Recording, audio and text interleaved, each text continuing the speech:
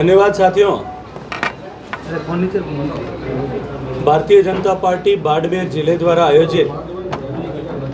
आज इस पत्रकार वार्ता में आप सब पत्रकार मित्रों का मैं बहुत सारा स्वागत करता हूं। आप सबका धन्यवाद करता हूं।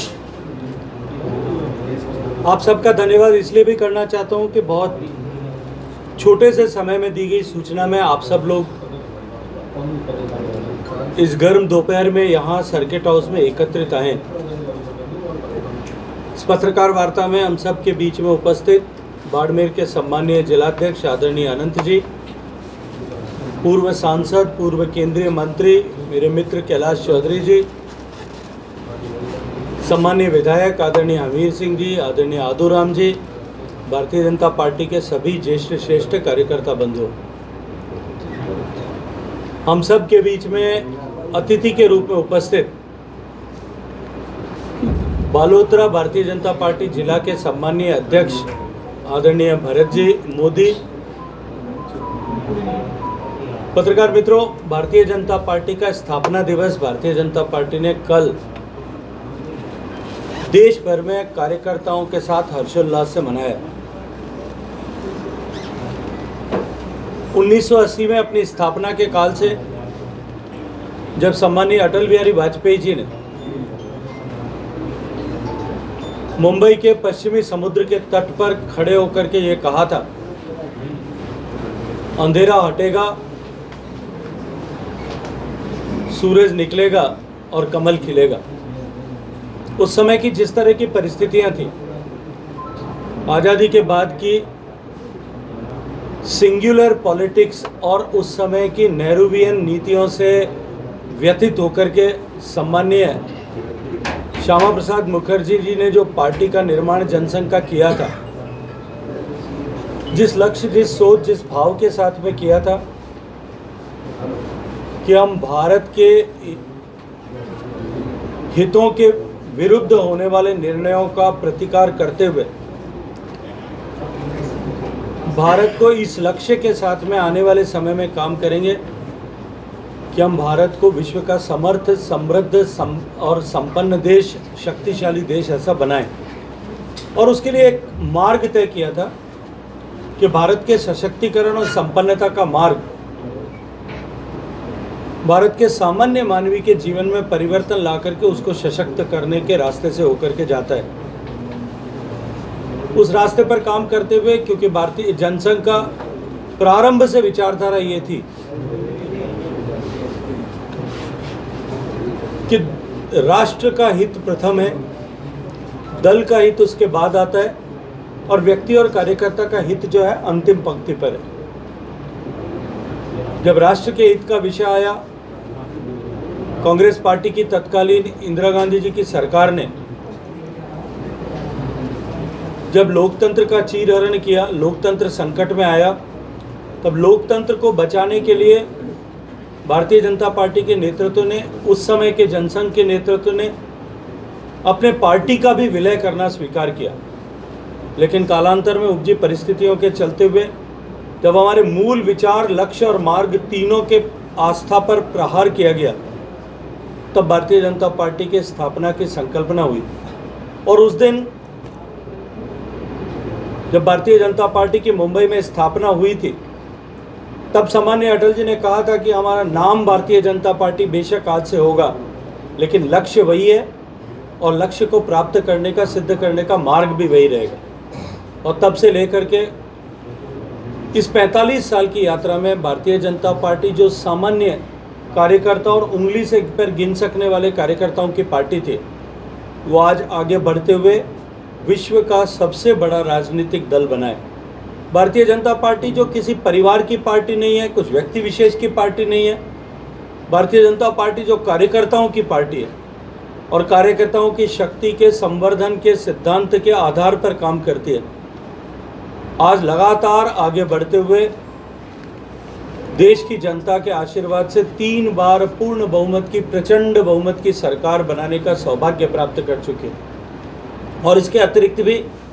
देश के लगभग 2/3 भूभाग में और आधे से ज़्यादा प्रदेशों में प्रत्यक्ष और परोक्ष सरकार भारतीय जनता पार्टी की आज काम कर रही है। देश में सबसे ज़्यादा जिला पंचायतों में महानगर पालिकाओं में, नगर निगम में और नगर पालिकाओं में भी भारतीय जनता पार्टी नीति व्यवस्था आज काम कर रही है। हम सौभाग्यशाली हैं कि राजस्थान में भी 1977 में श्रद्धेय भैरव सिंह जी के नेतृत्व में, 90 में श्रद्धेय भैरव सिंह जी के नेतृत्व में, 93 में श्रद्धेय स्वर्गीय भैरव सिंह जी के नेतृत्व में सरकार बनाने का सौभाग्य मिला। 2003 और 13 में आदरणीय वसुंधरा जी के नेतृत्व में प्रचंड बहुमत से सरकार बनाने का सौभाग्य राजस्थान प्रदेश की जनता ने दिया।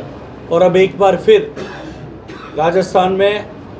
प्रदेश की जनता के आशीर्वाद से एक बड़ा बहुमत लेकर के माननीय भजनलाल जी के नेतृत्व में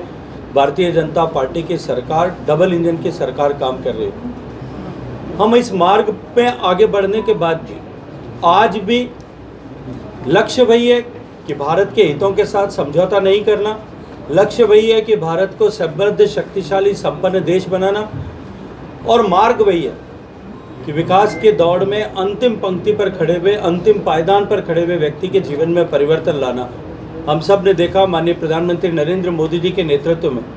जिस तरह से योजनाओं को धरातल पर उतारा गया और संपूर्ण सैचुरेशन जो है, कंप्लीट सैचुरेशन की फिलॉसफी के साथ में जिस तरह से काम किया, आज उसका परिणाम हम सब के साथ में सामने है कि राजनीतिक भेदभाव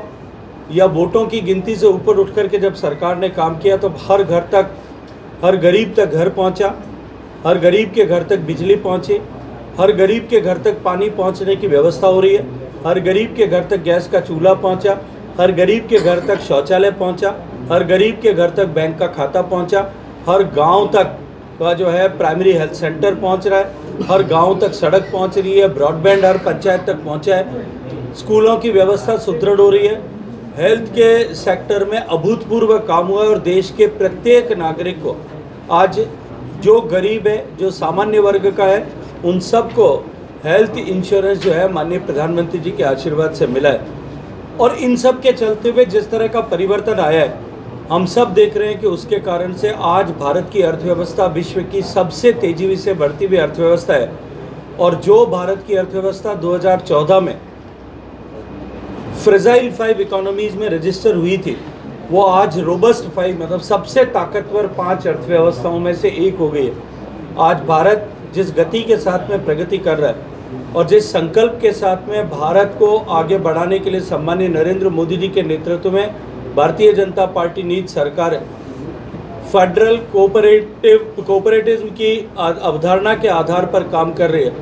उसके चलते हुए हम इस लक्ष्य को लेकर के चल रहे हैं कि इस अमृतकाल की समाप्ति तक भारत को विकसित भारत बनाएंगे। और इस संकल्पना को सिद्ध करने के लिए हम सब प्राण प्रण के साथ जुटें। भारतीय जनता पार्टी के देवतुल्य कार्यकर्ताओं की सेना जो आज करोड़ों की संख्या में हम सब का संकल्प है, और हम सब के लिए ये स्थापना दिवस जो है, ये एक अवसर के रूप में जब हम संकल्प लें कि हमारे पार्टी के संस्थापक सदस्यों द्वारा लिया गया निर्णय और तय किया गया लक्ष्य, जिसकी पूर्ति प्राप्ति की तरफ हम तेज गति के साथ में बढ़ रहे हैं, वो लक्ष्य प्राप्त करने की दिशा में हम सब लोग अपने आप को नियोजित करें, पूरी तरह से समर्पित करें। और देश की, प्रदेश की जनता ने जो हमें दोहरा बहुमत देकर के जो सरकार बनाने का आशीर्वाद दिया है, उसके माध्यम से इस सेवा के संकल्प को सिद्ध करते हुए हम काम करें। हम सब ने देखा कि माननीय भजनलाल जी के नेतृत्व में सरकार बनने के बाद में भी जिस तरह के ऐतिहासिक फैसले हुए हैं, राजस्थान के लगभग 1/3 से ज़्यादा भूभाग, राजस्थान की लगभग 40% पॉपुलेशन और राजस्थान के 13 जिलों को पीने का पानी निर्बाध रूप से उपलब्ध हो, इसके लिए ईस्टर्न राजस्थान कैनाल और पीकेसी प्रोजेक्ट को कंबाइन करके जिस परियोजना को 5 साल तक अशोक गहलोत साहब ने, कांग्रेस की सरकार ने लटकाने, अटकाने, भटकाने का काम किया, उसका जो है 15 दिन के अंदर उसका MOU साइन करके मध्य प्रदेश के साथ समझौता कर लिया। ठीक हरियाणा के साथ में जो पिछले दशकों से लंबित हमारी व्यवस्था थी, उसको भी आगे बढ़ाने में हमको सफलता प्राप्त हुई है।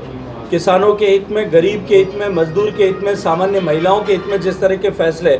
माननीय भजनलाल जी के नेतृत्व में काम करने वाली सरकार ने किए हैं,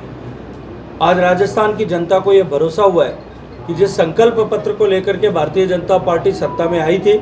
उस संकल्प पत्र को सिद्ध करने के लिए, जनता को किए गए वादे को पूरा करने के लिए तेज गति से भारतीय जनता पार्टी नीति सरकार काम कर रही है। आज जिस तरह से राइजिंग राजस्थान में देश भर के और दुनिया भर के उद्यमियों का, उद्योजकों का राजस्थान में निवेश को लेकर के जिस तरह का रुझान देखने को मिला है, वो भी निश्चित रूप से राजस्थान के एक सुनहरे भविष्य की तरफ इंगित करता है। राजस्थान में माननीय प्रधानमंत्री नरेंद्र मोदी जी ने जिस रिफाइनरी को लगाने की शुरुआत की थी, रिफाइनरी का काम की शुरुआत की थी, वो सपना भी अब पूरा होने वाला है। और मैं ये मानता हूँ कि उसके बन जाने के बाद में बाड़मेर में और पूरे पश्चिमी राजस्थान में उद्योग और निवेश के नए अवसर सृजित होंगे। माननीय मोदी जी के नेतृत्व में सरकार ने पिछले 10 साल के कालखंड में जिस तरह के निर्णय किए, उसके परिणाम स्वरूप 30 करोड़ लोग गरीबी की रेखा से आज बाहर निकल करके सौभाग्य को प्राप्त करते हुए मध्यम वर्ग का जीवन जो है सम्मान के साथ में जी रहे हैं। उसके साथ साथ में देश का सम्मान पूरे विश्व भर में नए सिरे से सृजित हुआ है। देश की संस्कृति का भी सम्मान पूरे विश्व भर में नए सिरे से जो है वो बढ़ता हुआ दिखाई दे रहा है। इसी के साथ साथ में ऐसे अनेक फैसले जो भारत के हित में थे और अनेक वर्षों से लंबित थे, उनका समाधान करके, चाहे वक्फ बिल हो और या 370 हटाने का विषय हो, राम मंदिर बनाने का विषय हो या हमारे संस्कृति के केंद्रों के पुनरुद्धार का विषय हो, इन सब पर सरकार ने जिस तरह से काम किया है, आज उसके चलते हुए भारत की पहचान पूरे विश्व भर में बदल रही है और भारतवासी भी गर्व के साथ में भारत की संस्कृति को जो है सम्मान देने के दिशा में आगे बढ़ें। मैं ये मानता हूँ कि ये भारत के सांस्कृतिक पुनर्जागरण का दौर है और भगवान श्री राम का मंदिर अयोध्या में बनने के बाद में भारत के सांस्कृतिक पुनर्जागरण का जो नया दौर प्रारंभ हुआ है,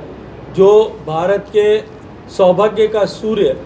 अस्तांचल में चला गया था, वो वापस जिस तरह से उदित हुआ है, उसकी रश्मियों से पूरा विश्व आलोकित हो रहा है और पूरा विश्व चमत्कृत दृष्टि से भारत को बदलते हुए देख रहा है। हम सब कार्यकर्ताओं के लिए संकल्प का अवसर है कि हम सब संकल्पबद्ध हों कि हम अपने व्यक्तिगत हितों, स्वार्थों से ऊपर उठ करके पूरी शक्ति के साथ में माननीय मोदी जी के नेतृत्व में भारत को विकसित भारत को बनाने की दिशा में इस संकल्प को सिद्ध करने के लिए जुटेंगे। आप सबका बहुत सारा धन्यवाद।